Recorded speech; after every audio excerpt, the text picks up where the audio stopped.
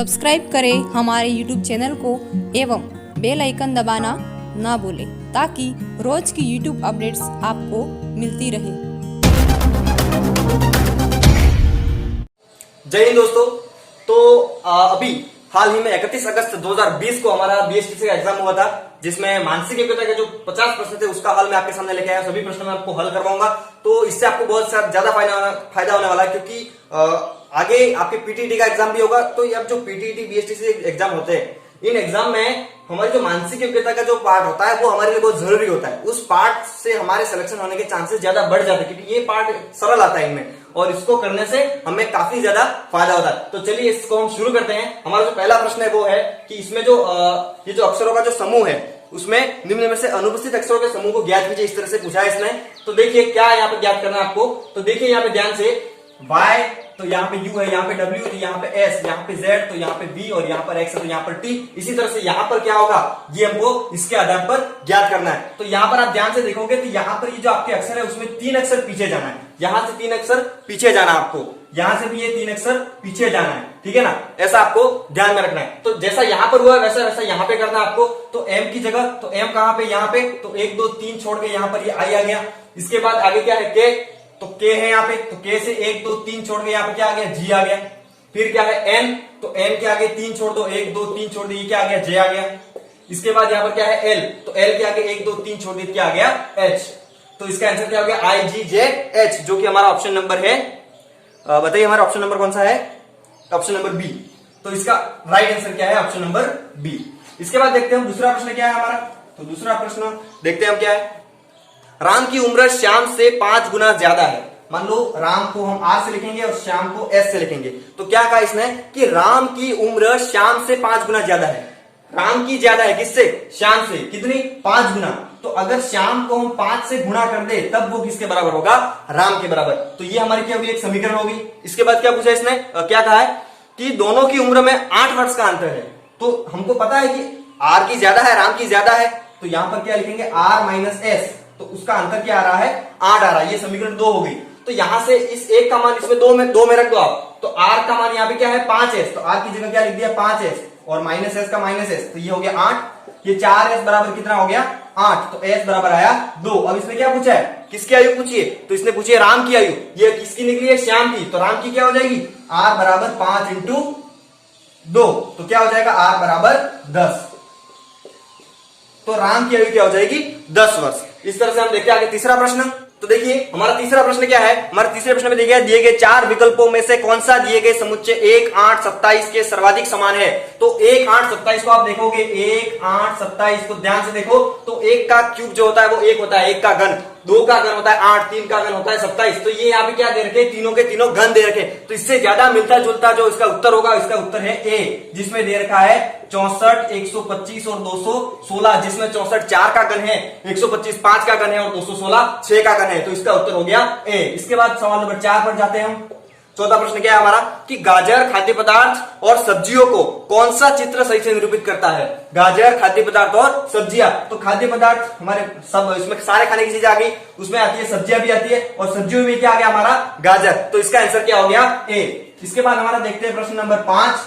तो 5वां प्रश्न क्या है, चक्रवात संबंधित है प्रति चक्रवात से, तो उसी प्रकार बाढ़ संबंधित है किससे। तो चक्रवात का उल्टा प्रति चक्रवात, तो बाढ़ में क्या होता है, ज्यादा पानी, तो उसका उल्टा क्या हो गया, सूखा। तो इसका आंसर हो जाएगा डी, सूखा।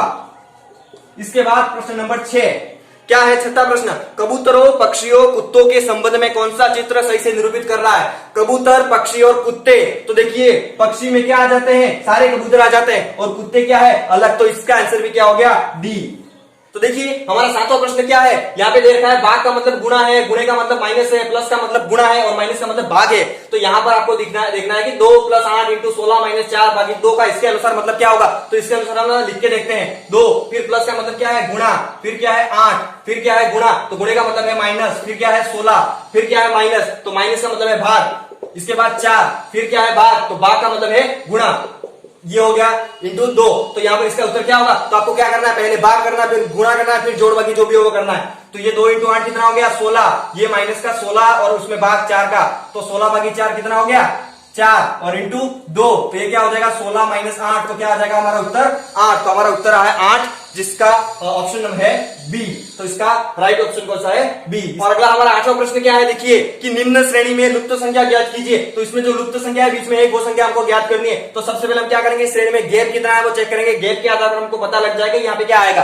तो देखिए यहाँ पे सबसे पहले इसमें कितने का गैप है, इसमें 3 का गैप है। फिर कितने का है, तो इसमें 4 का गैप है। इसके बाद इसमें कितने का गैप है, तो इसमें देखिए आप 7 का गैप है। इसमें कितने का गैप है, तो इसमें 11 का गैप है। इसमें देखिए आप 18 का गैप है। तो देखिए यहाँ पर क्या गैप कैसे नजर आ रहा है, फर्स्ट में एक जो 3 है वही सबसे अलग है, बाकी का आगे देखिए आप पूरी सीरीज वापस रिपीट हो रही है, मतलब कि उतने का गैप बढ़ रहा है। इसमें 4 जुड़ा, इसमें 7 जुड़ा, इसमें 11 जुड़ा, इसमें 18 जुड़ा। आगे वाले पद में क्या जुड़ेगा यहाँ पर, तो हमारा जो यहाँ पर 18 के आगे पद कौन सा है 29, तो यहाँ पर कितना जुड़ेगा 29। 43 और 29 हमारा उत्तर क्या हो जाएगा 76। तो हमारा ऑप्शन नंबर है इसमें ऑप्शन ए। तो हमारा कौन सा ऑप्शन राइट होगा, ऑप्शन ए। इसके बाद आगे देखिए 9वां प्रश्न। 9वां प्रश्न क्या है कि 9वें प्रश्न में ध्रुव, चुंबक, ये दोनों एक दूसरे से संबंधित है। इसी तरह बैटरी से संबंधित कौन है, तो ध्रुव के दो, मतलब चुंबक के 2 ध्रुव होते हैं, नॉर्थ पोल और साउथ पोल। वैसे ही बैटरी के क्या होते हैं, 2 टर्मिनल होते हैं, प्लस और माइनस, ठीक है ना। तो यहां पर क्या हो जाएगा टर्मिनल्स।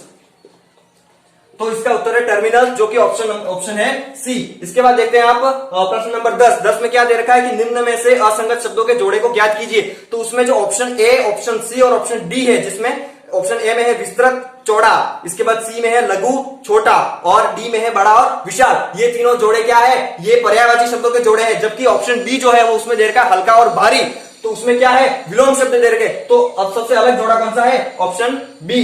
तो आगे देखिए आपका 11वां प्रश्न, जिसमें दे रखा है मल्टीप्लाई करना आपको 0.003 इंटू 0.02। तो इसमें क्या करना आपको, कुछ नहीं ज्यादा, पहले पॉइंट हटा दो। तो यहाँ पे नीचे 3 संख्या है पॉइंट के बाद, तो 3 जीरो लगाएंगे। यहाँ पर कितने लगेंगे 2 जीरो वाले, मतलब यहाँ पे 1000 लगे, यहाँ पे 100 लगा। तो यहाँ पर सीधा 3 इंटू 2 हो गया 6 और नीचे कितना हो जाएगा 5 जीरो। तो अब क्या हो जाएगा, इस संख्या के सहित 5 संख्या लो और उसके आगे पॉइंट लगाओ। तो एक तो 6 खुद है और इसके आगे कुछ नहीं है, तो 1 2 3 4 जीरो लगा, आगे अलग क्या लगा दिया पॉइंट और उसके पीछे जीरो। अब इसके पीछे कोई भी जीरो लगा दो, कोई फर्क नहीं पड़ता, कितने भी जीरो लगा दो। तो हमारा उत्तर जो इसमें ऑप्शन डी। तो इस तरह से हम आगे देखेंगे 12वां प्रश्न। तो देखिए हमारा अगला प्रश्न है 12वां, जिसमें आपको ये जो लुप्त संख्या निकालनी है। क्या है, लुप्त संख्या आपको निकाल के बतानी है। यहाँ पे क्या होगा, तो देखिए यहाँ पर 72, यहाँ पर 24 और यहाँ पर 6 है। तो आपको क्या करना है 24 और यहाँ पे आधे का गुणा करना है, 6 का नहीं, आपको 6 के आधे का गुणा करना है। 24 इंटू 3 कितना हो जाएगा, 24 इंटू 3 हो जाएगा आपका कितना 72 हो जाएगा। 24 इंटू 3 72। इसके बाद यहाँ पर क्या हो जाएगा 16 इंटू 12 नहीं, उसका आधा करना है। तो 16 इंटू 6 कितना हो जाएगा 96। तो इसी तरह यहाँ पर क्या संख्या होगी और उसका गुणा यहाँ पर इसके आधे में करेंगे, ठीक है ना। यहाँ वाली संख्या का गुणा यहाँ वाली में करना है, लेकिन यहाँ वाली संख्या को क्या करनी है आधी कर देनी। तो इसका आधा क्या है 9। तो 9 में किसका गुणा करो तो क्या आ जाना चाहिए 108। तो क्या आपको पता है कि 12 के पहाड़े में 108 आता है कितनी बार बोलने पर, 9 बार बोलने पर। तो यहाँ पर हमारा उत्तर क्या हो जाएगा 12। तो इसका सही आंसर है 12, जो कि ऑप्शन नंबर हमारे ए में है। इसके बाद देखिए अगला प्रश्न 13 में आपको एक लंबी सीरीज दे रखी है, अंक दे रखे हैं, जिसमें से 13वां प्रश्न है आपके कि कितनी बार 2 लगातार दिए हुए अंकों के मध्य में 2 का अंतर है। आपको लंबी लाइन दे रखी है, संख्या लिखी हुई है और उसमें पूछा है कि कितनी बार लगातार 2 अंक दे रखे हैं, उनमें 2 का अंतर है। तो वो आपका उत्तर होगा 5 बार और ऑप्शन में आपके राइट है ए ऑप्शन, ठीक है ना। ये आपको देख लेना, प्रश्न देखोगे आपको तुरंत समझ में आ जाएगा। इसके बाद देखिए हमारा अगला प्रश्न 14वां प्रश्न। 14वें प्रश्न में हमको क्या पूछा है कि कितनी बार 5 के बाद 9 आया है, परंतु इन जोड़ों में 5 से पहले 3 नहीं आना चाहिए। 5 के बाद 9 आया है वो देखना है, लेकिन 5 से पहले 3 आया है वो हमको नहीं लेना है, ठीक है ना। 5 के बाद 9 आया है वो तो देखना ही है, लेकिन उसमें भी 5 के पहले 3 नहीं होना चाहिए। तो उसमें भी कितनी बार आया, ये 5 बार आया है और उसका जो ऑप्शन राइट है वो क्या है ऑप्शन सी। इसके बाद देखते हैं आगे अपना अगला प्रश्न। अगला प्रश्न है 15वां प्रश्न, जिसमें आपको क्या दे रखी है श्रेणी दे रखी है। तो 15वें प्रश्न में कौन सी श्रेणी है 8 22, इसके बाद 8 28, इसके बाद 8 और आगे पद रिक्त है। तो अगला पद हमको क्या होगा वो हमको निकाल के बताना। देखिए 8 और 8 तो हर बार आ रहा है, लेकिन बीच में यहां पर क्या हो रहा है वो देखिए आप 22 के बाद कितना जुड़ा 6, तो यहां पर भी 28 के बाद कितना जुड़ेगा 6। तो अगला पद हमारा क्या होगा 34। तो हमारा अगला पद 34 हो गया, तो हमारा आंसर होगा डी। फिर आगे देखते हैं हम 16वां प्रश्न। 16वें प्रश्न में आपको क्या दे रखा है कि 16वां प्रश्न है वो असंगत को ज्ञात कीजिए। तो आपको यहाँ पे चित्र देखना है और चित्र के आधार पर आपको उत्तर देना है। तो इसमें जो आपका उत्तर होगा वो तीसरे नंबर का, जो 3 नंबर का आपका जो चित्र है वो इसमें मैच नहीं कर रहा है, तो इसका आंसर है सी। इसके बाद हम अगला प्रश्न देखेंगे 17वां। तो अब देखिए हमारा 17वां प्रश्न जो कि समझने लायक प्रश्न है, इसको मैं थोड़ा आराम से समझाऊंगा। देखिए प्रश्न क्या है कि यदि 378 सिक्कों में 1 रुपया 50 पैसे और 25 पैसे के सिक्के हैं, ठीक है ना, 378 सिक्के हैं टोटल, उसमें से 1 रुपए के सिक्के हैं, 50 पैसे के भी सिक्के हैं और 25 पैसे के भी सिक्के हैं, जिनमें से जिनके मूल्य का अनुपात मतलब जिन 1 रुपए के सिक्के, 50 पैसे के सिक्के और 25 पैसे के सिक्कों से जितने भी रुपये बन रहे हैं अलग अलग, उनके मूल्य का अनुपात कितना है, 13:11:7। तो इसने क्या पूछा है कि तो 50 पैसे के सिक्कों की संख्या ज्ञात कीजिए कि इसमें 50 पैसे के सिक्के 378 में से कितने होंगे। तो इसके लिए आपको क्या करना पड़ेगा, मैं आपको सीधा फटाफट बता रहा हूं शॉर्ट में, कि यहां पर जो अनुपात दे रखा है वो मूल्य का अनुपात दे रखा है, तो मूल्य के अनुपात को हमको सिक्कों की संख्या के अनुपात में बदलना पड़ेगा, ठीक है ना। तो इसको हम क्या बदलेंगे, इसको रुपया में बदलेंगे। तो देखिए 13 है वो 1 रुपए के सिक्के का अनुपात है, 11 है वो 50 पैसे के सिक्के का अनुपात है और 7 है वो 25 पैसे के सिक्के का अनुपात है। तो उसके आधार पर हम सबको एक आधार में बदलते हैं, ठीक है ना। तो 13 है तो उसको 1 रुपया है, 1 रुपए का है, जिसमें किसका गुणा करेंगे, हम 1 का ही गुणा करेंगे, 13 इंटू 1 रुपया। फिर अनुपात में आगे देखिए आप 11 है तो 11 है तो इस 11 रुपये, ये जो 11 अनुपात दे रखा है ये 50 पैसे का अनुपात है। तो 50 पैसे को 1 रुपया बनाने के लिए हमें कितने सिक्के चाहिए, 2 सिक्के चाहिए। तो यहां पर क्या करेंगे, हम 11 में 2 का गुणा कर देंगे। इसके बाद यहां पर क्या देगा, 7, जो कि 25 पैसे का अनुपात है। तो 25 पैसे को हमको 1 रुपया बनाना है, हमको क्या करना है, तीनों में 1 रुपया बनाना है। तो अगर इस 25 पैसे के सिक्के को 1 रुपया बनाना तो कितने सिक्के चाहिए, 4 सिक्के। तो इसमें किसका गुणा करेंगे, 7 का। तो हमारा जो नया अनुपात मिलेगा वो क्या मिलेगा हमको, 13:22:28। ये हमारा नया सिक्कों की संख्या का अनुपात है। तो इसने क्या पूछा है कि टोटल सिक्के कितने हैं, मतलब जो 50 पैसे के सिक्के हैं वो कितने हैं। तो हमको यहाँ पे क्या करना पड़ेगा, सबसे पहले अनुपातों का योग, जो कि अनुपातों का योग क्या हो जाएगा, वो क्या हो जाएगा, यहाँ पर 13, 22 और 28 योग मिला के हो गया 63। अब टोटल 63 भाग है, ठीक है ना, उसमें से जो 50 पैसे के सिक्कों है उनका भाग कितना है, 22वां भाग। तो यहां पर क्या करेंगे, टोटल 63 भाग है सिक्कों की संख्या के, उसमें से 22 भाग किसके हैं, 50 पैसे के सिक्कों के, और टोटल सिक्के कितने हैं, तो वो है 378, ठीक है ना। इसका हमने क्या कर दिया, गुणा कर दिया। तो इसको हल कर लेंगे, 63 से एक बार, ये 63 से कितनी बार कटेगा, 6 बार। तो 22 इंटू 6 आपका उत्तर आ जाएगा 132। आपके 50 पैसे के सिक्कों की संख्या कितनी हो जाएगी, 132। इसी तरह से आप दूसरे सिक्कों की संख्या भी निकाल सकते हो। 13 जो ये जो 13 अनुपात वाला दे रखा है 1 रुपए का सिक्का, उसकी संख्या भी निकाल सकते हो और इसकी संख्या भी निकाल सकते हो। इसी तरह से यहाँ पर इसके 22 का भाग लिया है, जिसका भाग 22 लिया है तो 50 पैसे क्या हो गए, यहाँ पर 22 की जगह 13 ले लो आप, तो क्या हो जाएगा, वो 1 रुपए वाले सिक्के आ जाएंगे, और उसकी जगह 28 ले लो तो वो क्या हो जाएंगे, यहाँ पर हमारे 25 पैसे वाले सिक्के।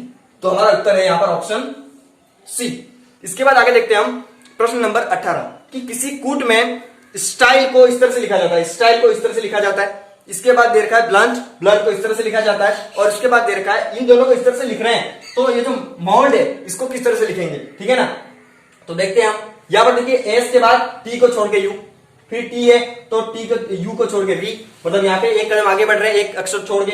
फिर बीच में क्या है, वाई के बाद सीधा जेड, यहाँ पर सीधा एक अगला अक्षर ले लेना। इसके बाद देखिए यहाँ पर एल है तो उसके पीछे जा रहे हैं, यहाँ पे एक अक्षर छोड़ के पीछे जा रहे हैं, यहाँ पर भी एक अक्षर छोड़ के पीछे जा रहे हैं, ठीक है ना। जे के एल तो के छोड़ के पीछे आ रहे हैं वापस हम, यहाँ पर सी है तो डी छोड़ के वापस आ रहे हैं ई से, तो यहाँ पर भी ऐसा ही है, तो ऐसा कैसा हमको यहाँ पर भी करना है। तो देखिए मोल्ड का क्या हो जाएगा, सीधा यहाँ पर एम के बाद यहाँ पे 2 आगे जाना है, तो एम के बाद एन और ओ, फिर यहाँ पे ओ के बाद पी और क्यू, इसके बाद यू है तो यू के बाद सीधा क्या हो जाएगा वी, एल है तो एल के पीछे जाना हमको, तो यहाँ पर क्या हो जाएगा जे, और इसके आगे क्या हो जाएगा बी। यहाँ पर क्या करना है, एकदम पीछे जाना, ठीक है ना। के को छोड़ के यहाँ पर वापस क्या आएगा जे, और यहाँ पर सी को छोड़ के क्या आ जाएगा बी आ जाएगा, ठीक है ना। तो इस तरह से इसका उत्तर क्या हो गया, O Q B J B, जो कि ऑप्शन नंबर है हमारा ए। इसके बाद देखते हैं हम अगर अपना अगला प्रश्न जो कि है, तो देखिए हमारा 19वां प्रश्न है। 19वां प्रश्न क्या कह रहा है, ये दिशा और दूरी वाला सवाल है। इसमें देखा है कि माइक अपने घर से निकला और 10 मील पश्चिम की तरफ चला। माइक अपने घर से निकला और 10 मील पश्चिम की तरफ चला। तो आपको यहाँ पर वास्तव में दिशाएं नहीं देखनी है, आपको पेज के अनुसार दिशाएं देखनी है। आपको ऊपर की ओर क्या लेना है, उत्तर ले लेना है, नीचे की ओर क्या ले लेना है, साउथ, और इस तरफ ईस्ट, और इस तरफ ले लेना है वेस्ट, ठीक है ना। ये आपको ध्यान में रखना है। तो यहाँ पर क्या हो जाएगा, हमको पश्चिम की तरफ चलाना है, तो पश्चिम की तरफ कितना गया वो 10 मील, तो ये पश्चिम की तरफ कितना गया 10 मील। इसके बाद क्या किया इसने कि फिर दाहिनी तरफ मुड़ा, दाहिनी तरफ अब ऐसे गया, दाहिनी तरफ किस तरफ जाएंगे हम ऊपर, तो दाहिनी तरफ ये हो गया, कितना चला फिर से, तो फिर से 10 मील चला। इसके बाद आगे देखिए इसने क्या कहा है कि यहां से यहां पे जाने के बाद, ये यहां से मान लो इसने अपने घर से शुरू किया, ए पे इसका घर है, तो इसके बाद क्या किया इसने कि आगे जाके यहां पर जाके बाएं मुड़ा, वो किस तरफ मुड़ा, बाएं, और कितना चला 5 मील। यहां गया ऐसे और फिर बाएं मुड़ा इस तरफ, ये बायां हाथ, तो कितना गया वो 5 मील, तो यहां पर गया 5 मील, कितना गया 5 मील। इसके बाद यहां से फिर वो क्या किया, इसने फिर से बाएं मुड़ा, यहां पर जाके फिर से बाएं मुड़ा और कितना चला फिर से 10 मील, ठीक है ना। यहां पे फिर से कितना चल गया 10 मील चल गया, यहां पे फिर रुक गया। इसके बाद क्या किया इसने, फिर यहां पर आकर फिर बाईं तरफ मुड़ता है, यहां पे आया इस तरह से और इस तरह के बाद फिर से बाईं तरफ, मतलब वापस जहां पे था वहीं पे आने की कोशिश करा उसी दिशा में। तो यहां से वापस चला तो देखिए 15 मील चला, आगे कितना चला 15 मील, तो 5 तो ये हो गया और 10 मील ये हो गया, ठीक है ना। तो मतलब जहां से चला था वहीं पर वापस आके रुक गया। तो इसका जो उत्तर होगा वो क्या होगा, ऑप्शन नंबर ए, जिसमें दे रखा है 0 मील। क्योंकि इसने पूछा क्या था कि ये जो माइक है हमारा, वो उसने तत्कालिक स्थान से उसका घर कितनी दूर है। तत्कालिक स्थान मतलब जो जहां पर वो चलते हुए पहुंचा, तो यहां पे पहुंचा, उससे उसका घर कितना दूर है, तो दूर है ही नहीं, जहां पे था उसके घर से निकला था वापस घर पे ही आ गया घूम के। तो इसका उत्तर क्या हो गया, ए 0 मील, ठीक है ना, कोई दूरी नहीं। इसके बाद हमारा अगला प्रश्न है प्रश्न नंबर 20, जो कि आयु संबंधित है। इसमें दे रखा है दिव्या तथा दक्ष की औसत आयु 22 वर्ष है। औसत आयु मतलब राशियों का योग बढ़े, राशियों की संख्या वाला सवाल। देखिए औसत आयु, हम इसको ले लेते हैं, दिव्या को D1 ले लेते हैं और दक्ष को D2 ले लेते हैं। तो दोनों की आयु का औसत, तो D1 प्लस D2 और 2 है, तो किसका भाग लगाएंगे 2 का, और दोनों की आयु का औसत कितना है, यहां पर आपको दे रखा है 22 वर्ष। कितना दे रखा है 22 वर्ष। तो दोनों की औसत आयु है 22 वर्ष, तो दोनों की आयु मिला के कितनी हो जाएगी, D1 प्लस D2 बराबर, ये 2 यहां पर भाग में है, जिसको इधर लाएंगे गुणे में चला जाएगा, 22 इंटू 2, तो D1 प्लस D2 क्या हो जाएगा आपका 44, ठीक है। ये आपको ध्यान रखना है, ये समीकरण 1 हो गया आपका। फिर आगे सवाल में कहा इसने कि यदि सुरभि की उम्र इसमें जोड़ दी जाए, ठीक है ना, अब एक और आ गई सुरभि, तो सुरभि के आने के बाद अगर सुरभि की उम्र इसमें जोड़ दी जाए तो इन सभी की औसत आयु कितनी हो जाती है 28 वर्ष। मतलब कि D1 प्लस D2 दोनों दिव्या और दक्ष, और इसके साथ ही सुरभि भी आ गई, तो तीनों की औसत निकालनी है, तो कितने का भाग लगेगा 3 का, और इनकी औसत क्या हो जाती है 28 हो जाती है। तो इसने क्या पूछा कि सुरभि की उम्र क्या होगी, सुरभि की उम्र हमको निकालनी। तो देखिए यहां से D1 प्लस D2 का मान हमारे सामने पहले से लिखा हुआ कितना है 44, तो D1 प्लस D2 की जगह क्या हो गया 44 प्लस S बराबर यहां पर क्या हो जाएगा 28, और ये जो 3 यहां पर भाग में है वो कहां आ जाएगा, यहां पर गुणे में आ जाएगा, ठीक है। इस तरह से समीकरण बन गई। तो ये 44 प्लस S बराबर 28 इंटू 3, कितना हो जाएगा 28 इंटू 3 84। तो अब इसको क्या करना है, आपको पक्षांतर कर देना है, तो S बराबर क्या हो जाएगा 84 माइनस 44, 44 इधर आके माइनस का हो गया, तो सुरभि की आयु कितनी हो गई 40 वर्ष। तो देखिए हमारा अगला प्रश्न है 21वां प्रश्न है, जो कि क्या कह रहा है कि एक परीक्षा में राज को मुकेश से ज्यादा अंक मिले। राज को क्या हुआ, राज है, ये राज हो गया, उसको मुकेश से ज्यादा अंक मिले, ठीक है ना, ये मुकेश हो गया, राज को इतने मिले और मुकेश को मान लो इतने मिले। इसके बाद क्या हुआ, किंतु प्रिया जितने नहीं, राज को मुकेश से ज्यादा तो मिले लेकिन प्रिया जितने नहीं, प्रिया को राज से भी ज्यादा मिले, मतलब कि ठीक है ना, राज से प्रिया को ज्यादा अंक मिले हैं। इसके बाद क्या कहा है कि प्रिया को गौरव एवं कविता से ज्यादा अंक मिले। 2 और लोग आ रहे हैं, गौरव और कविता, तो उसको थोड़ा सवाल और पढ़ते इसके बाद लिखते हैं उन दोनों को। तो प्रिया को गौरव और कविता से ज्यादा अंक मिले। इसके बाद गौरव को मुकेश से कम अंक प्राप्त हुए, ठीक है ना, गौरव को मुकेश से कम प्राप्त हुए, मतलब मान लो इतने प्राप्त हुए, ठीक है ना। इसके बाद क्या है, परंतु उसके अंक इन दोनों में सबसे कम नहीं थे, सबसे कम नहीं थे, मान लो सबसे कम किसके हैं, कविता के, और ये क्या हो गया गौरव। तो इसने सीधा सीधा पूछा है कि अंकों की अवरोही व्यवस्था में दूसरे स्थान पर कौन है, अगर इनको अवरोही क्रम में जमाए, ठीक है ना। सवाल आप अच्छे से समझ गए होंगे कि ये जो हमारा राज है उसको मुकेश से ज्यादा मिले लेकिन प्रिया से कम मिले, तो प्रिया का यहाँ पर ज्यादा हो गए। इसके बाद क्या कहा इसने कि जो गौरव है, गौरव को मुकेश से कम अंक मिले, ये जो मुकेश है उसको मतलब गौरव को मुकेश से कम मिले, लेकिन गौरव है वो सबसे कम नहीं था, ठीक है ना, सबसे कम नहीं था, तो सबसे कम कौन आ जाएगा लास्ट में, कविता। अब इसको अवरोही क्रम में, मतलब कि बड़े से छोटे क्रम में जमाते हैं, तो सबसे पहले कौन आएगा, प्रिया, इसके बाद कौन आएगा, ये हमारा राज, इसके बाद मुकेश, इसके बाद ये हो गया गौरव, और इसके बाद हो गया कविता, ठीक है ना। तो यहां पर अवरोही क्रम में जमाने पर दूसरे स्थान पर, तो दूसरे स्थान पर ये पहला, तो ये कौन सा है, दूसरा स्थान, तो उस पे कौन आ रहा है, राज। तो हमारा उत्तर क्या हो जाएगा, राज, जो कि है ऑप्शन सी। इसके बाद देखते हैं हमारा अगला प्रश्न। हमारा 22वां प्रश्न क्या कह रहा है कि एक लड़के का परिचय कराते हुए एक लड़की ने कहा, एक लड़का है और एक लड़की है, तो इस लड़की ने कहा इस लड़के का परिचय कराते हुए कि यह जो लड़का है वो मेरे मामा के पिताजी। अब इस लड़की के जो मामा है उसके मामा के पिताजी वो इस लड़की के क्या हो जाएंगे, नाना जी हो जाएंगे, क्या हो जाएंगे, नाना जी। और उस नाना जी की लड़की का लड़का ये, तो नाना जी की जो लड़की है, तो इसके नाना जी की लड़की इसकी क्या हो गई, माँ हो गई, ठीक है ना। और उसकी ये जो क्या है, लड़का है, ठीक है ना, इस लड़की का ये लड़का है, तो ये दोनों आपस में क्या हुए, भाई बहन हुए, ठीक है ना, भाई बहन हुए। तो इसका उत्तर क्या हो जाएगा हमारा, भाई बहन, जो कि हमारा उत्तर ऑप्शन है बी, ठीक है ना, ये जो है वो भाई बहन है। इसके बाद हमारा अगला प्रश्न देखेंगे हम, हमारा 23वां प्रश्न। तो देखिए हमारा 23वां प्रश्न क्या कह रहा है, 23वां प्रश्न ये कह रहा है कि निम्न में से कौन सा दूसरों से संबंधित नहीं है। ऑप्शन दे रखे हैं कि निम्न में से कौन सा दूसरों से संबंधित नहीं है। ऑप्शन ए है वीणा, बी है गिटार, सी है बांसुरी और डी है सारंगी। तो वीणा, गिटार और सारंगी ये सारे क्या है, तत्वाद्य यंत्र है। तो अगला जो बांसुरी है, हमारा ऑप्शन सी जो है वो क्या है, थोड़ा सा अलग पड़ता है इनमें से। तो हमारा उत्तर क्या हो जाएगा, सी, और वो है बांसुरी। इसके बाद हमारा अगला प्रश्न है 24वां प्रश्न क्या कह रहा है, देखिए आप कि 5 मित्रों में से ए, बी और डी की तुलना में भारी है। जो ए है वो बी और डी की तुलना में क्या है, भारी है। ए जो है वो सबसे भारी है, ठीक है। इसके बाद क्या दे रखा है, सी डी की तुलना में हल्का है। हमारा जो सी होगा, मान लो यहाँ पर सी है, वो इस डी की तुलना में क्या है, हल्का है। सी जो है वो डी की तुलना में हल्का है। इसके बाद क्या दे रखा है, बी डी की तुलना में हल्का है। जो बी है वो भी क्या है, इस डी की तुलना में हल्का ही है, ठीक है ना। इसके बाद क्या दे रखा है इसने कि लेकिन ई से भारी है। जो बी है वो डी से तो हल्का है, लेकिन ई से क्या है, भारी है। मतलब सबसे हल्का तो कौन हो गया, ई हो गया। तो इसने पूछा क्या इसमें कि इनमें सबसे भारी कौन है, इन 5 में से सबसे भारी कौन है। तो आपको दिख रहा है सबसे भारी कौन है, हमारा जो ए है वो सबसे भारी है, और ए है उसका लिए ऑप्शन है वो डी है, ठीक है ना। ऑप्शन नंबर डी इसका क्या है, राइट है। हमारा अगला प्रश्न है 25वां प्रश्न। उसमें क्या दे रखा देखिए आप कि ए बी की बहन है, ठीक है ना। ए है वो बी की क्या है, बहन है, ठीक है ना। ए बहन है बी की, ठीक है। इसके बाद आगे बढ़ते हैं, एफ जी की पुत्री है। जो एफ है वो इस जी की पुत्री है। पुत्री कौन है, एफ, किसकी, जी की। इसके बाद दे रखा है सी बी की माता है। सी है वो क्या है, इस बी की माता है। माता कौन है, सी है, किसकी, तो बी की। तो ये जो सी है वो ए की भी माता ही हुई। इसके बाद आगे क्या दे रखा है, ई डी की माता है।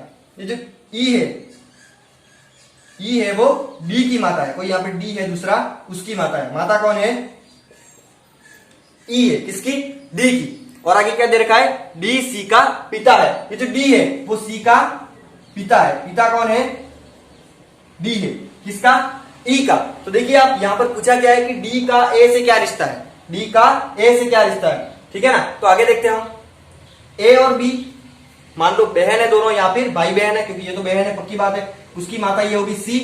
तो इसके बाद तो किसी की माता के जो पिता है वो क्या कहलाएंगे, तो वो यहाँ पर इसका उत्तर क्या हो जाएगा, ये जो ए है वो क्या हो जाएगी, पोती हो जाएगी। तो इसका सही उत्तर क्या हो जाएगा, पोती। तो हमारा आंसर है ए, ठीक है। इसके बाद हमारा अगला प्रश्न, प्रश्न नंबर 26, निम्न में से असंगत को ज्ञात कीजिए। तो असंगत को ज्ञात कीजिए, ऑप्शन दे रखे हैं। पहला है द्वीप, इसके बाद है तट, इसके बाद है प्रायद्वीप, और डी है नकलिस्तान। तो सबसे अलग शब्द है वो कौन सा है, नकलिस्तान। तो 26वें का उत्तर क्या हो जाएगा हमारा, डी, नकलिस्तान। तो देखिए हमारा 27वां प्रश्न, 27 में क्या दे रखा है, निम्न में से असंगत को ज्ञात कीजिए। असंगत को ज्ञात कीजिए, क्या दे रखा है, ऑप्शन ए में लौंग, इसके बाद बी में दालचीनी, सी में काली मिर्च और डी में खुबानी। तो ये जो लौंग है, दालचीनी और काली मिर्च, ये सारे क्या है, गरम मसाले, और खुबानी इनसे अलग है। तो इसका ऑप्शन जो सही है वो क्या है, डी है। तो इसका सही उत्तर हो जाएगा डी। इसके बाद हमारा अगला प्रश्न 28वां प्रश्न। 28वें में क्या दे रखा है, तो देखिए किसी कूट भाषा में बेट को 23 लिखा जाता है, BAT, बेट को क्या लिखा जाता है,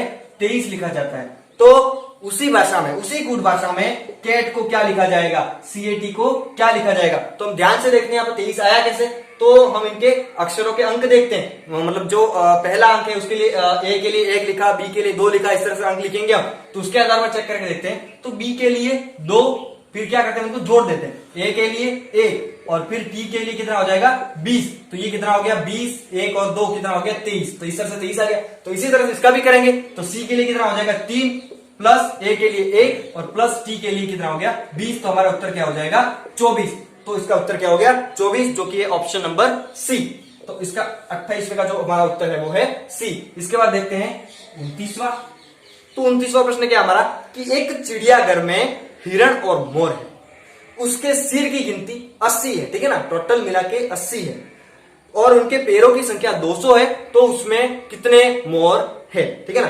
तो यहाँ पे क्या दे रखा है, इसमें सिरों की संख्या कितनी दे रखी है, टोटल सिर कितने दे रखे हैं, 80, मतलब कि कुल कितने जानवर है 80, और पेड़ कितने हैं टोटल उनके मिला के 200 पेड़, ठीक है ना। तो इसमें क्या है, एक तो हिरण है और एक मोर है। तो आपको पता है हिरण के 4 पैर होते हैं और मोर के 2 पैर होते हैं, लेकिन इसने पूछा क्या है कि मोरों की संख्या क्या है। तो इस सवाल को हम डिटेल में नहीं, थोड़ी सी ट्रिक से मैं आपको सीधा बता दूंगा इसका उत्तर, तो आपको वही ध्यान रखना है क्योंकि अभी डिटेल में हम नहीं ले पाएंगे। तो यहां पर हमको क्या निकालना है, मोर कितने हैं वो हमको ज्ञात करना है, ठीक है ना। तो अगर हमको मोर ज्ञात करना है तो हमको हिरण लेके पहले स्टार्ट करना है, ठीक है ना। हिरण के कितने पैर होते हैं 4, तो हिरण के 4 पैर होते हैं। तो आपको क्या करना है 80 में ये जो 80 हमारे सिर है टोटल, उसमें 4 का गुना कर देना है, ठीक है ना। 4 पैर होते हैं तो ये कितना हो जाएगा टोटल 320 पैर। ये हो गए 320 पैर, और हमारे जो पहले देर के वो कितने हैं 200 पैर। इन दोनों को देखना है, जो बड़ी संख्या है उसमें से छोटी संख्या को घटा देना है। तो 320 में से 200 को हमने क्या किया, घटा दिया, तो कितना बचा 120। ये जो 120 आ रहा है आपके, उसमें आपको क्या करना है, सीधा 120 में 2 का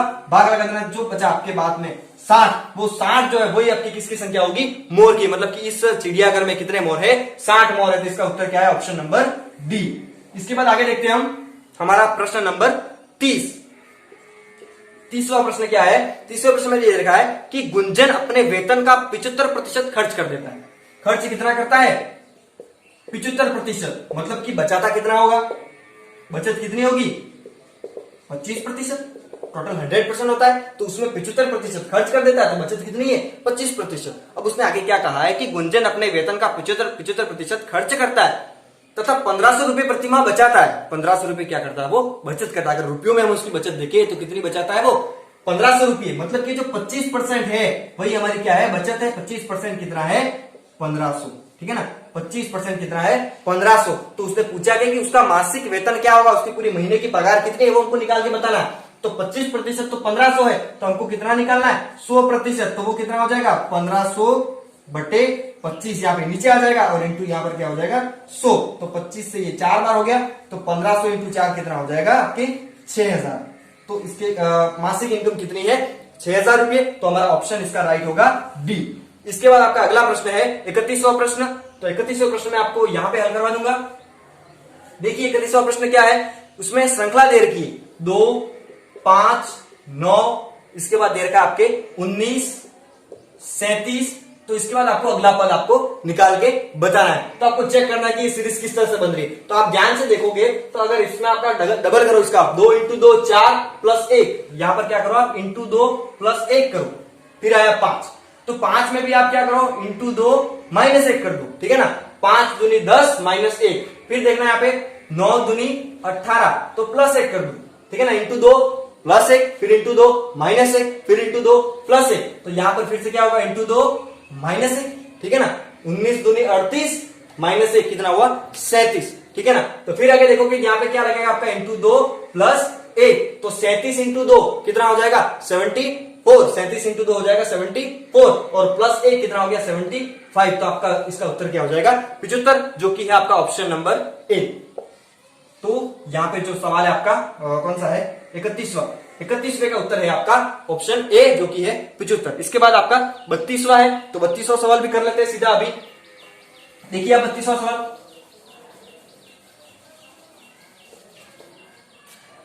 32 ये कह रहा है आपको कि रिक्त स्थान भरो।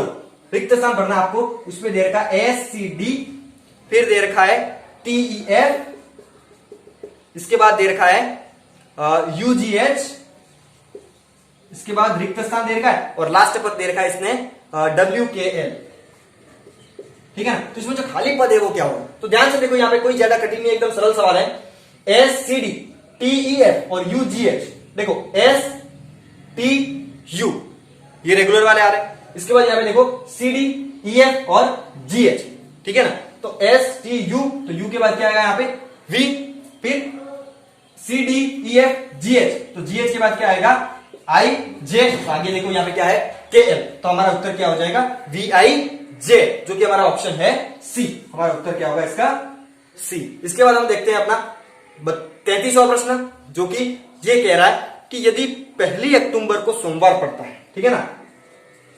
33वां प्रश्न ये है कि 1 अक्टूबर को क्या है सोमवार पड़ता है, तो उस महीने की 20 तारीख के 3 दिन बाद वो कौन सा दिन हुआ, 20 तारीख के 3 दिन बाद कौन सी तारीख आएगी। तो 20 तारीख के 3 दिन बाद देखना है आपको। तो 20 तारीख के 3 दिन हो गए तो 23 तारीख निकल गई और उसके बाद क्या आएगी 24 तारीख। तो 24 अक्टूबर को कौन सा वार होगा हमको बता के निकाल के बताना है। तो 1 तारीख है तो 1 में 7 जोड़ो आप, या फिर ये कितने दिन और 1 के बाद 24 तो घटाओ कितने हुए 23। तो इस 23 में आप क्या लगा दो 7 का भाग, तो शेषफल कितना बचेगा 7 या 21, तो 2 शेष रहा। मतलब कि यहां पर क्या होगा 2 बार आगे बढ़ेंगे। तो सोमवार के बाद मंगल और कौन सा वार आएगा बुधवार। तो इसका उत्तर क्या हो जाएगा बुधवार, जो कि ऑप्शन आपका सी, आपका ऑप्शन सी इसमें राइट होगा किसमें 33वें प्रश्न में। ठीक है, इसके बाद हम इसको आप किसी और तरीके से भी कर सकते हो, सीधा साधारण तरीके से। 1 में 7 जोड़ा तो 8 तारीख को सोमवार, फिर उसमें 7 जोड़ा तो 15 तारीख को सोमवार, फिर उसमें 7 जोड़ा तो 22 तारीख को सोमवार। तो 22 तारीख को अगर सोमवार है तो 24 तारीख को क्या होगा बुधवार। तो इसके बाद हम आगे बढ़ते अपने अगले प्रश्न की। तो आगे देखिए, आगे हमारा जो प्रश्न आने वाले हैं 3 प्रश्न आ रहे हैं 34, 35 और 36। तो उनके लिए एक पैराग्राफ दे रखा है, एक पैराग्राफ दे रखा है। उस पैराग्राफ के आधार पर आपको ये प्रश्न हल करना है। तो देखिए पैराग्राफ क्या कह रहा है, उसका सार भी मैंने आपके सामने यहाँ पर लिखा हुआ है, तो उसको मैं आपको समझाऊंगा कि एक प्रस्तावित विधेयक के ऊपर एक बिल बना है, तो उसके मान लो चर्चा हो रही है, उसके बारे में वोटिंग हो रही है। तो उस वोटिंग में, उसके सर्वेक्षण में 2878 कुल लोगों ने भाग लिया। कितने लोगों ने 2878 लोगों ने कुल उस विधेयक की वोटिंग में भाग लिया, उसके हित में और उसके खिलाफ वोटिंग कर देगी। कितना सही है, कितने लोग उसको सही बताएंगे, कितने लोग उसको गलत बताएंगे, उसके बारे में वो क्या करनी है वोटिंग करनी। तो उसमें से जो 2878 जो टोटल लोग है उसमें से 1652 तो क्या है पुरुष है। अब 1652 पुरुष है तो महिलाएं कितनी होगी 1226। हमने इसमें से इसको घटा के लिख दिया। ठीक है, इसके बाद आगे देखते हैं हम कि इस ये जो विधेयक है उसके खिलाफ कितनों ने वोट डाला और इसके हित में कितनों ने वोट डाला। तो इसके खिलाफ वो जो वोट डाला उसमें 1226 लोग थे टोटल, मतलब कि खिलाफ 1226 लोगों ने इस विधेयक के खिलाफ वोट डाला और 1425 लोगों ने इसके हित में वोट डाला। ठीक है ना, इसके पक्ष में। तो देखिए जो 1226 के खिलाफ वोट डालते हैं उसमें से 796 क्या है पुरुष है, 796 क्या है पुरुष है। तो महिलाएं कितनी होगी 430। और ये जो इनमें से 196 औरतें ऐसी थी जो कि दुविधा में थी, उनको पता ही नहीं चला कि वोट किधर डालना है। उन्होंने कहीं वोट नहीं डाला, वो क्या थी कंफ्यूज थी, उन्होंने वोट नहीं डाला। तो देखिए वोट कितनी औरतों ने डाला 196 तो दुविधा में थी, तो 1226 टोटल थी, उसमें से 196 निकल गई तो कितनी बची 1030। तो टोटल वोट कितने औरतों ने डाला 1030 औरतों ने।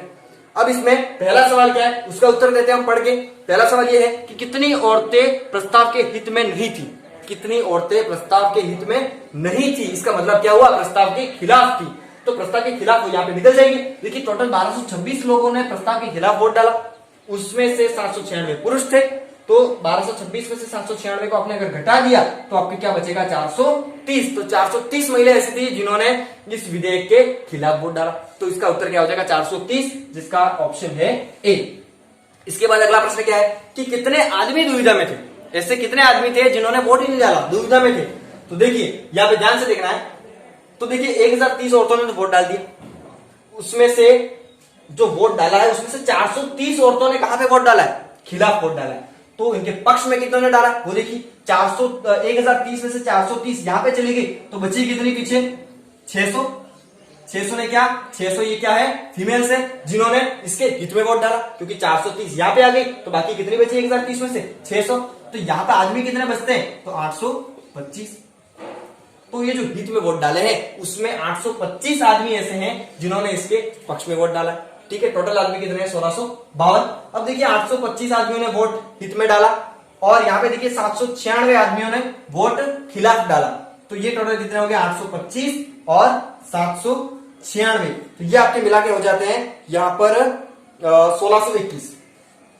ठीक है ना, ये कितने हो गए 1621। मतलब टोटल वोट कितने आदमियों ने डाला 1621 और टोटल आदमी कितने थे 1652। तो ऐसे भी आदमियों के जिन्होंने वोट नहीं डाला दुविधा में थे। तो ये क्या हो गया 1621 आदमियों ने वोट डाला इनमें से। तो घटा दो इसको तो कितना बचेगा ये 31। तो 31 आदमी ऐसे थे जिन्होंने वोट नहीं डाला, मतलब वो दुविधा में थे। तो इसका क्या हो जाएगा ऑप्शन ए। इसका राइट ऑप्शन क्या है ऑप्शन ए। किसका इस 35 का। इसके बाद आपका अगला प्रश्न है 36वां प्रश्न, जो कि देखते हैं हम क्या है 36वां प्रश्न। तो हमारा 36वां प्रश्न ये कह रहा है कि कितनी औरतों ने विधेयक के हित में मत दिया। ऐसी कितनी औरतें हैं जिन्होंने विधेयक के हित में मतलब पक्ष में मत दिया, तो हमने पहले ही निकाल दिया। 600 औरतें ऐसी है जिन्होंने विधेयक के हित में वोट दिया, क्योंकि 430 ने विपक्ष में दिया खिलाफ दिया टोटल 1030 ने दिया, तो बची कितनी 600। तो 600 औरतें ऐसी है जिन्होंने इसके हित में मत दिया, तो हित में देने वाली यहाँ पर 600 औरतें हैं, तो इसका उत्तर है ऑप्शन बी। तो इस तरह से हमने इन तीनों प्रश्नों को हल कर लिया एक पैराग्राफ के माध्यम से। तो आगे देखते हैं हमारा 37। तो देखिए हमारा 37वां प्रश्न क्या कह रहा है कि दिए गए प्रतिमान का अनुसरण करे और विलुप्त अंक बताए। यहाँ पे देखना है कि ये जो विलुप्त अंक है वो क्या होगा, तो आपको यहाँ पे सीधा सीधा देख लेना है। 8, 3 और 48 है, यहाँ पर बीच में तो गायब है, लेकिन यहाँ पे 12, 5 और 120 है। तो देखिए 8 3 24 और उसका डबल 48, 12 5 60 और उसका डबल 120। तो यहाँ पर क्या हो जाएगा 10 × 4 40 और उसका डबल 80। तो देखिए यहाँ पर क्या आ जाएगा 4, इसकी जगह क्या आ जाएगा 4। तो हमारे 37वें का जो उत्तर है वो क्या हो जाएगा 4, जो कि है ऑप्शन सी में, ठीक है ना। इसका राइट ऑप्शन क्या होगा सी। इसके बाद है क्वेश्चन नंबर 38। 38वां प्रश्न क्या कह रहा है कि यहाँ पर ये प्रायिकता से संबंधित सवाल है।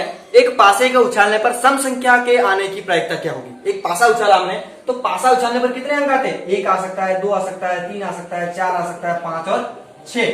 तो पासा उछालने पर कुल संभावित परिणाम कितने हैं, कुल संभावित परिणाम NS कितने हैं, 6 परिणाम आ सकते हैं टोटल, ठीक है। लेकिन इससे क्या पूछा है कि पासा उछालने पर सम संख्या के आने की प्रायिकता। तो सम संख्या कितनी है, सम संख्या कौन कौन सी है, सम संख्या है यहाँ पर 2, 4 और 6। तो इनकी संख्या कितनी है, वो क्या हो जाएगी आपके अनुकूल परिणाम। सम संख्या आने के लिए अनुकूल परिणाम कितने हैं, तो कितने हैं 1 2 3। तो अनुकूल परिणाम कितने हो गए 3। तो हमारा उत्तर क्या हो जाएगा यहाँ पर PE बराबर NE/NS। आपको सूत्र याद होगा, 10वीं क्लास का सूत्र है ये। तो क्या हो जाएगा ये 3/6 NE/NS। तो क्या हो गया 3/6, 3 एकम 3, 3 दूनी 6। तो ये कितना हो गया 1/2। तो 38वें का उत्तर क्या हो गया 1/2, जो कि है ऑप्शन डी। इसका राइट ऑप्शन है ऑप्शन डी। इसके बाद आगे बढ़ते हैं हम। अगला प्रश्न, हमारा अगला प्रश्न है 39वां प्रश्न। 39वां प्रश्न ये कह रहा है कि यदि 4 दर्जन संतरों की लागत 160 रुपया है, 4 दर्जन कितने हैं, तो 4 दर्जन बराबर कितने हो गए, एक दर्जन में कितने होते हैं 12। तो 4 दर्जन मतलब 12 चौके 48। तो कितने संतरे हैं टोटल 48। तो 48 संतरों की लागत कितनी है 160 रुपया है। 48 संतरों की लागत कितनी है 160 रुपया है। तो 3 संतरों की लागत क्या होगी, 48 की 60 है, तो 3 संतरों की क्या हो जाएगी 160/48 × 3, ठीक है ना। तो ये 3 के पार्ट से काट सकते हो, 3 एकम 3, ये 16 बार, 16 से 160 कितनी बार 10 बार। तो कितने रुपए लगेंगे 3 संतरों के 10 रुपये, ठीक है ना। 3 संतरों की कीमत क्या हो गई 10 रुपया। तो यहाँ पर ऑप्शन दे रखे हैं, ए में 8 रुपया, बी में 9 रुपया और डी में 11 रुपया, और सी में 11 रुपया और डी में इनमें से कोई नहीं। तो इसका सही ऑप्शन होगा वो ऑप्शन डी होगा, कि इनमें से कोई राइट नहीं है इसके ऑप्शन में से। इसके बाद हमारा अगला प्रश्न है, हमारा प्रश्न नंबर 40वां। प्रश्न नंबर 40वां क्या कह रहा है कि सन 1990 का पंचांग किस सन के समान है। 1990 का जो पूरा कैलेंडर होगा वो कैलेंडर आगे वाले किस वर्ष के समान है। तो वो ऑप्शन दे रखे हैं 1997, 2001, 2000 और 1996। तो यहां पर इसका सीधा सीधा उत्तर मैं आपको बता दूं, तो इसका सीधा सीधा उत्तर क्या होगा 11 वर्ष बाद 2001। 2001 क्या होगा 1990 और 2001 का कैलेंडर एकदम सेम होगा। तो इसका है ऑप्शन नंबर बी। इसके बाद हम अपना अगला सवाल देखते हैं, सवाल नंबर। तो देखिए हमारा 41वां प्रश्न, उसमें क्या दे रखा है कि कुत्ता संबंधित है कुत्ता घर से, तो चिड़िया किससे संबंधित है। तो आपके ऑप्शन जो दे रखे हैं उन ऑप्शन में दे रखा है कलम, कलरव, पेड़ और पिंजरा। तो कुत्ते को कुत्ते घर में रखोगे, तो चिड़िया को कहां पे रखोगे, तो चिड़िया को आप कहां पे रखोगे पिंजरे में। तो इसका राइट ऑप्शन क्या हो जाएगा ऑप्शन डी। इसके बाद आगे देखते हैं हम 42वां प्रश्न, उसमें दे रखा है कि नीचे दी गई आकृति में व्रत बताता है शक्तिशाली को। ये जो व्रत है, ये जो सर्कल है वो किसको बताता है शक्तिशाली को। ये क्या है शक्तिशाली। इसके बाद आगे क्या दे रखा है वर्ग बताता है ऊंचे पुरुष को। ये जो वर्ग है वो किसको बताएगा ऊंचे पुरुष। इसके बाद आगे क्या दे रखा है त्रिकोण बताता है सैनिक अधिकारी को। ये जो त्रिकोण है वो किसको बताएगा सैनिक अधिकारी को, ठीक है ना। ये हमने देख लिया। आगे इसने क्या पूछा देखते हैं, तो कौन सा क्षेत्र सैनिक अधिकारी बताता है जो ऊंचे हैं पर शक्तिशाली नहीं। सैनिक अधिकारी होना चाहिए, ऊंचा कद का होना चाहिए, लेकिन शक्तिशाली नहीं, ऐसा कौन सा है। तो देखिए सैनिक है तो उस त्रिभुज में होगा, ठीक है। इसके बाद शक्तिशाली नहीं होना चाहिए, क्या होना चाहिए ऊंचा होना चाहिए, मतलब कि शक्तिशाली नहीं होना चाहिए, मतलब इस व्रत में नहीं होना चाहिए। तो किस में होना चाहिए वर्ग में और इस त्रिकोण में। तो इन दोनों में है वो कौन सी संख्या है 4। तो ऐसे कौन सा है, ऐसे कितने लोग हैं जो सैनिक है और ऊंचे हैं लेकिन शक्तिशाली नहीं है, तो वो कितने हैं 4। तो इसका सही उत्तर क्या होगा 4, जो कि है ऑप्शन सी। इसका राइट ऑप्शन क्या हो जाएगा? सी। इसके बाद आगे देखते हैं प्रश्न नंबर 43। इसमें आपके आप 4 चित्र दे रखे हैं और उसमें आपको अलग चित्र कौन सा है, उनमें से कौन सी अलग है वो हमको देखना है। तो देखिए वृत्त के अंदर वृत्त है, त्रिभुज के अंदर त्रिभुज है, आयत के अंदर आयत है, लेकिन यहाँ पर क्या है, आयत के अंदर त्रिभुज है, तो सबसे अलग कौन है? सी। तो हमारा उत्तर यहाँ पे क्या हो जाएगा? सी। हमको यहाँ पे क्या छाटना था? असंगत आकृति को छाटना था। ठीक है, कौन सी सबसे भिन्न है। इसके बाद प्रश्न नंबर 44 हमारा। प्रश्न नंबर 44 क्या कह रहा है कि दीपक रवि का भाई है। जो दीपक है वो रवि का भाई है। भाई कौन है? दीपक। ठीक है ना, किसका भाई है? रवि का। आगे क्या दे रखा है? दीपक रवि का भाई है, रेखा अतुल की बहन है। रेखा, ये आर ई लेनी है मैंने, रेखा किसकी? अतुल की क्या है? बहन है। ठीक है ना, रेखा बहन होगी। इसके बाद आगे क्या दे रखा है? तो इसके बाद दे रखा है रवि रेखा का पुत्र है। ये जो रवि है वो इस रेखा का क्या है? पुत्र है। अब ये इसका पुत्र है, किसका? रेखा का। अब रेखा का पुत्र रवि है तो ये इसका भाई है, तो ये भी क्या हुआ? इसका पुत्र हुआ, रेखा का पुत्र हुआ। कौन? दीपक। आगे क्या पूछा? तो दीपक का रेखा से क्या रिश्ता है? ये जो दीपक है उसका रेखा से क्या रिश्ता है? तो ये जो दीपक है वो रेखा का क्या लगता है? पुत्र लगता है, या ये इसकी मां लगती है। तो इसके ऑप्शन में उत्तर क्या क्या दे रखा है? पुत्र, भाई, भतीजा, या इनमें से कोई नहीं। तो ये जो डी है वो क्या है? भाई। तो हमारा उत्तर क्या हो जाएगा? भाई। इसका जो ऑप्शन है वो है ए, मतलब सॉरी भाई नहीं, पुत्र। ये जो रेखा का जो डी है वो क्या है? ये जो दीपक है वो क्या है? पुत्र है। ठीक है ना, ये इसका रिश्ता हो गया। तो इसका ऑप्शन सही क्या है? ए। इसके बाद आगे देखते हैं हमारा प्रश्न नंबर 45। यहाँ पर कूट दे रखा है। इस कूट में जो मतलब दे रखे है उसके अनुसार हमको देखना है प्रश्न को कि इसमें पिट ना सम, इसका मतलब है ब्रिंग मी वाटर। इसके बाद ना जो टॉड, तो इसका दे रखा है वाटर इज लाइफ। इसके बाद ट्यूब और पिट, तो इसका दे रखा है गिव मी टॉय। और क्या दे रखा है? जो लिन काट, तो लाइफ एंड डेथ। तो इसके अनुसार ये जो इज दे रखा है इसमें, यहाँ पे आई एस इज, इसका मतलब कूट में क्या होगा? ये जो इज दे रखा है इसका इस कूट भाषा में क्या मतलब है वो हमको देखना है। तो देखिए इसमें पिट ना सम और इसमें है ना जो टॉड, दोनों में क्या कॉमन है? ना। तो इधर से तो ना कॉमन है, इधर दोनों में एक ही चीज कॉमन है, क्या है? वाटर। मतलब कि वाटर का मतलब क्या है? ना। ये आपने समझ लिया। इसके बाद देखिए यहां पर हमको इसका मतलब निकालना, तो इस एक तो यहां पर है, ठीक है ना। तो देखते हैं हम आगे। ये लाइफ जो है, लाइफ भी यहां पे दो जगह पे कॉमन है, यहां पर भी लाइफ है और यहां पर भी लाइफ है। तो देखिए यहां पर क्या कॉमन है? यहां पर जो है वो क्या कॉमन है? जो। तो यहां पर भी क्या है? जो। मतलब इन दोनों में कॉमन क्या है? जो। और यहां पर इनके सामने वाले जो कूट भाषा में इनके जो मतलब है, वास्तविक मतलब है, उनमें क्या है? लाइफ। मतलब लाइफ का मतलब क्या हो गया आपके सामने? जो। वाटर का मतलब हो गया ये ना। तो बचा क्या? हमको किसका मतलब निकालना है? इज का। तो यहां पर इज का मतलब क्या बचा? TOD, TOD। तो इसका सही उत्तर क्या हो गया? TOD, जो कि हमारा ऑप्शन है ऑप्शन सी। तो इस तरह से हमने 45 प्रश्न कर लिए। हमारे लास्ट 5 प्रश्न बचते हैं। तो देखिए हमारा अगला प्रश्न क्या है? 46वां प्रश्न। तो देखते हैं हमारा 46वां प्रश्न क्या कह रहा है। 46वां प्रश्न ये है कि 3600 रुपए का 7.5% वार्षिक ब्याज दर से 2 वर्ष 4 माह का साधारण ब्याज क्या होगा? तो हमारे टोटल रुपए कितने हैं? 3600 और वार्षिक ब्याज दर कितनी है? 7.5%। अब टाइम कितना है? 2 वर्ष 4 माह। तो 2 वर्ष तो पूरे हैं, तो 4 माह है उनको भी वर्ष में बदलना पड़ेगा। तो 4 माह वर्ष का 1/3 भाग है, ठीक है ना। तो क्या हो गया? टोटल 2 वर्ष और 1/3 भाग दूसरा हो गया, तो 2 सही 3 वर्ष टोटल टाइम हो गया। तो इसको हम सही भिन्न में बदलेंगे तो ये क्या हो जाएगा? 7/3 वर्ष। तो 7/3 वर्ष का जो टोटल ब्याज, क्योंकि यहाँ पे ब्याज कौन सा है? साधारण ब्याज। तो साधारण ब्याज अपने आप सीधा जुड़ता जाता है हर साल का। तो 7/3 वर्ष का क्या हो जाएगा? तो गुणा कर देंगे 7.5 इंटू 7/3 वर्ष का, तो ये आपका हो जाएगा 17.5%। तो टोटल 2 वर्ष 4 माह का ब्याज कितना हो जाएगा? 17.5%। तो आपको 3600 का 17.5% क्या करोगे? निकाल लोगे। तो 17.5% है, तो बटे क्या हो जाएगा? 100। तो ये 2 जीरो काटोगे, 36 इंटू ये कितना है? यहाँ पर पॉइंट हटाया तो नीचे क्या लगेगा? एक और जीरो लगेगा, फिर 2 जीरो से 2 जीरो तो कट गए, यहाँ पे क्या बचेगा? नीचे 10 बच गया एक और। तो 36 इंटू 175 करोगे तो आपके आएगा 6270 और बटे यहाँ पर हो गया ये 10। तो ये 1 जीरो से 1 जीरो क्या हो जाएगा? कट जाएगा। तो कितना बचा? 627। और 627 रुपए आपके ऑप्शन में यहाँ पर नहीं दे रखा है। तो आपका जो लास्ट ऑप्शन राइट होगा वो डी होगा। इनमें से कोई नहीं, क्योंकि पहला है 605, दूसरा है 610 और तीसरा है 620, जो कि हमारे उत्तर नहीं आ रहा। तो हमारा सही ऑप्शन क्या होगा? डी। इसके बाद आगे देखिए हमारा क्वेश्चन नंबर 47, 47वां सवाल।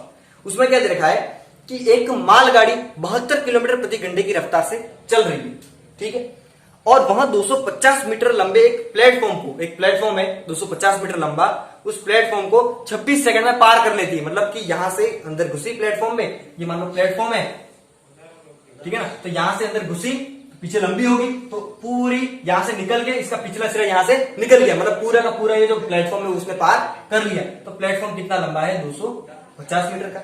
अब उसकी चाल कितनी है, 72, यहाँ पे सेकंड की बात कर रहा है, ये कितने में पार करेगा, 26 सेकंड में। तो इसने क्या पूछा है कि मालगाड़ी की लंबाई क्या होगी, तो लंबाई निकालनी है हमको। तो यहाँ पर 72 किलोमीटर प्रति घंटा इसकी रफ्तार है, मतलब कि 1 घंटे में कितना चलेगा, 72। तो इसको आप अगर सेकंड में निकालोगे, तो अगर 1 सेकंड में निकालोगे तो 1 सेकंड में आपकी ये दूरी हो जाएगी। और सीधी, मैं आपको सीधा हल करके नहीं बता रहा हूं, सीधा बता रहा हूं, 26 सेकंड का आपको निकालोगे तो ये चलेगी आपकी 520 मीटर, ठीक है ना। 1 घंटे में 72 किलोमीटर चलती है, तो वही ट्रेन 26 सेकंड में कितनी चलेगी, चाल कितनी होगी उसकी, 520 मीटर।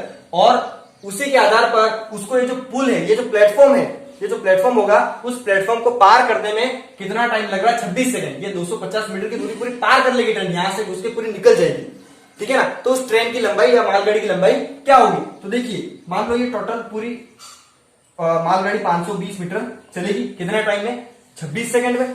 तो 26 सेकंड में 520 मीटर चली, उसमें से मान लो यहां से ये ट्रेन यहां से आ रही है, इसके बाद यहां से यहां तक 520 मीटर चलेगी, ठीक है ना, कितने टाइम में, 26 सेकंड में। तो यहां से यहां तक तो क्या हो गया, मान लो ये 250 मीटर का तो प्लेटफॉर्म हो गया। तो यहां से ट्रेन चलेगी पूरी, तो यहां से चली और यहां से होते हुए यहां पे पूरी निकल गई। तो ये जो 520 मीटर पूरा बच गया, 520 मीटर में 250 तो चल लिया इससे यहां पे, तो आगे कितना बचा, तो आगे ये बच गया 270 मीटर, इसमें से घटा दिया ये, तो पूरी ट्रेन यहां से निकल गई, मतलब कि ये ट्रेन का पीछे का हिस्सा हो गया और ये ट्रेन का आगे का, पूरी ट्रेन निकल गई 26 सेकंड में। तो ये जो कितना बचा वही क्या है, ट्रेन की लंबाई है। तो हमारी ट्रेन की लंबाई कितनी है, 270 मीटर। तो ऑप्शन में आपका जो सही उत्तर है, वो इसका राइट उत्तर है, वो है आपका ऑप्शन सी। ऑप्शन सी इसका राइट आंसर है। तो ये आपका हो जाएगा 47वें का उत्तर। इसके बाद प्रश्न नंबर 48वां। 48वां क्या है कि 49 छात्रों की कक्षा में 49 स्टूडेंट्स है, तो उनकी कक्षा में नितिन 18वें स्थान पर है, आगे से 18वें स्थान पर है, तो उसका पीछे से कौन सा स्थान होगा, आगे से 18वां है तो पीछे से गिनो, 49 के बाद 49 के पूरे जो 50 की लाइन उसमें 9 हो गए, फिर 40 वाली लाइन के 10 और 30 वाली लाइन के फिर से 10, तो कितने हो गए टोटल, 29 तो हो गए। इसके बाद वहां से रिपीट जाओ 20 से, 20वां 19वां और 18वें पद पर वो है, तो 3 और जोड़ेंगे उसमें, तो 29 में 3 जोड़ा तो कितना हो गया, 32, मतलब पीछे से कौन सा होगा, 32वां स्थान। तो उसके लिए आपका ऑप्शन सही होगा, ऑप्शन सी। आपका सही उत्तर है ऑप्शन सी। इसके बाद आपका अगला प्रश्न है 49वां, जो कि सीधा सा सवाल है कि असंगत को ज्ञात करना। आपको असंगत कौन सा है, इनमें से सबसे छोटा अंक कौन सा है, सॉरी ये तो 50वां है, आपको 49वां बता रहा हूं मैं। असंगत को ज्ञात कीजिए। उसमें ऑप्शन ए है धर्मयुद्ध, बी है अभियान, सी है खोज यात्रा और डी है समुद्र पर्यटन। तो ये जो 3 ऑप्शन है बी, सी और डी, ये एक जैसा लगते हैं, बाकी जो धर्मयुद्ध है वो इनसे थोड़ा अलग है। तो इसका सही उत्तर क्या हो जाएगा, ऑप्शन ए। और हमारा जो लास्ट सवाल है 50वां, वो क्या है कि इनमें से सबसे छोटा अंक कौन सा है, तो उसके 4 ऑप्शन है, 15/16, 16/6, 7/8 और 11/12। तो उसमें जो 16/6 है बी ऑप्शन, वो तो सीधा निकल जाता है क्योंकि वो तो बहुत बड़ा है। तो 3 में चेक करना, ए, सी और डी में, तो उनमें आप सीधा सीधा अगर चेक करके देखोगे तो आपका जो ऑप्शन सी है 7/8, वो आपका क्या होगा, सबसे छोटा होगा, ठीक है ना, सबसे छोटा मान आएगा। तो इस तरह से आपके 50 प्रश्न बीएसटीसी का आपने हल कर लिए, जो कि आपको बीएसटीसी के साथ साथ पीटीटी में बहुत ही मदद करने वाले हैं। मतलब कि इस तरह के प्रश्न पीटीटी में अगर आप कर लेते हो, 50 में से मान लो आपने 40 भी कर लिए, तो आपके लिए बहुत ज्यादा फायदा हो जाएगा। तो इस तरह से आपको रीजनिंग बहुत ही अच्छे से तैयार कर लेनी है। जय हिंद, जय भारत।